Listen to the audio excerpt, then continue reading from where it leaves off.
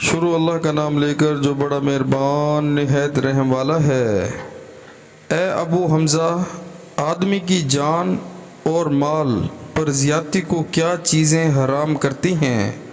تو انہوں نے فرمایا کہ جس نے گواہی دی کہ اللہ کے سوا کوئی معبود نہیں، اور ہمارے قبلہ کی طرف منہ کیا، اور ہماری نماز کی طرح نماز پڑھی، اور ہمارے ذبیحہ کو کھایا، تو وہ مسلمان ہے۔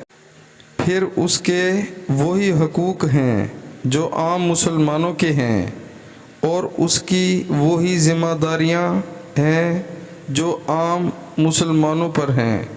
صحیح البخاری کتاب نماز کا بیان، قبلہ کی طرف منہ کرنے کی فضیلت، حدیث نمبر 393۔